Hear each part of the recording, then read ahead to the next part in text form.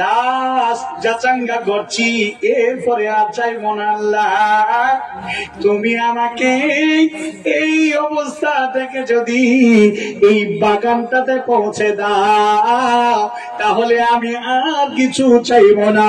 তোমার জাতের কসম, আল্লাহর কসম, ওয়াল্লাহি এটাই আমার জীবনের শেষ চাওয়া। মহান আল্লাহ তাবারক ওয়া তাআলা বান্দার শেষ চাওয়াটাকে পূরণ করলেন, বাগানে দিলেন। বাগানে দেওয়ার পরে বান্দা খুশি হয়ে গেল। খুশি হওয়ার পরে সেখান থেকে আর একটা বাগান দেখতে পাচ্ছে। এত সুন্দর বাগান যে এই বাগানটাতে যদি ওই বাগানটা চাইতাম, ওখানে যদি থাকতে পেতাম কতই না ভালো হতো। আল্লাহর কাছে আবার প্রার্থনা করলো, মাওলা গো, তুমি আমাকে ওই বাগানটা এটা না দিয়ে যদি ওটা দিতে, ওই বাগানটা দাও, এরপরে আর কিছু চাইব না। আল্লাহর কসম করে বলছি, তোমার জাতের কসম করে বলছি, এটা আমার শেষ চাওয়া, এরপরে আমি আর চাইব না। বন্ধুরে আমার 3 বার হয়ে গেল, সেখানে আল্লাহ কবুল করে নিলেন, সেই বাগানে দিলেন। ওখান থেকে জান্নাত দেখতে পেয়েছে। ওখান থেকে জান্নাত দেখার পরে কি আল্লাহর বান্দা দেখুন স্থির থাকতে পারে? বলে, মাওলা আমি আর ধৈর্য ধরতে পারলাম না, মাবুদ মাওলা গো, জীবনের শেষ চাওয়া, এরপরে আর আমি চাইব না। আমাকে তুমি এই বাগান থেকে ওই জান্নাতের পালঙ্কখানা দাও, সেখানে আমি থাকবো আল্লাহ, এরপরে আর চাইব না।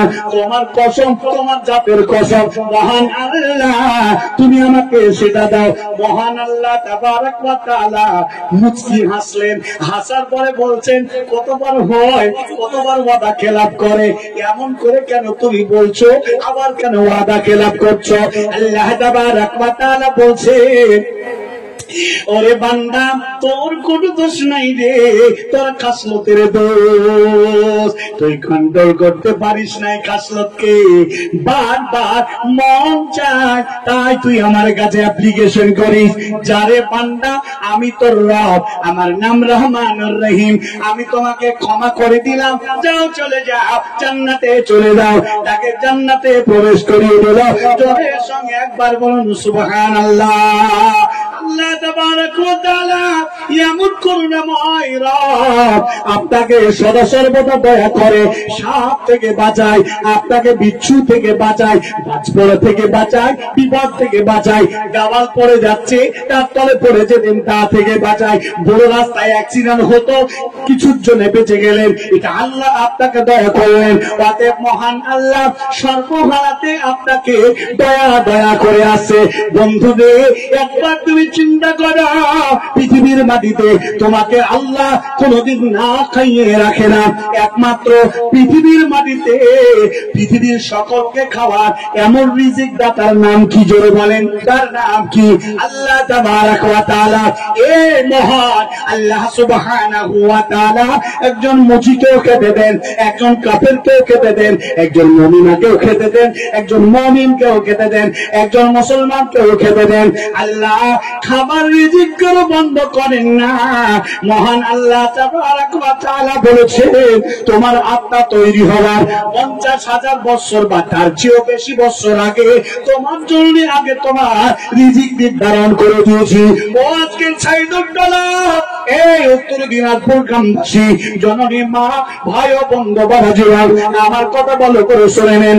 মহান আল্লাহ রিজিকের মালিক যদি না হতো, পৃথিবীর কোন রাজা বাদশাহ যদি খাবারের মালিক হতো, পৃথিবীর সমস্ত মানুষই প্রায় না খেয়ে মারা যেত।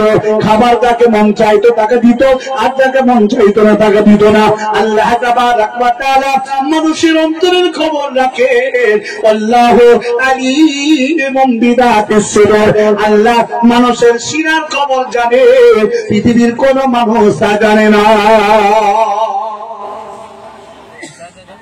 আল্লাহ বলছেন, ওমা তাদরি নাফসুম মাযা তাকসিবু গাদান ওমা তাদরি নাফসুম বিআইয়ি আরদিন তামুত। আগামীকাল তুমি কি কামাই করবে তা তুমি জানো না। আগামীকাল তোমার কোথায় মরণ হবে তাও তুমি জানো না। কেউ জানো? বলতে পারবো আমরা কেউ? কথা বলেন না বাপ। এই মাহফিলে যতজন আছি, এখন আমি আছি ভাবছি ঠিকই আছি, টেনশনই নাই। টাকার গদি মাথায় দিয়েছে, ও বেটা ভরবে না, ও জানে না এই টাকার একটা দানাও তার পেটে নাও ঢুকতে পারে, মরণ হতে বাইরে পারে না। আল্লাহ জানেন কোথায় কার মরণ হবে।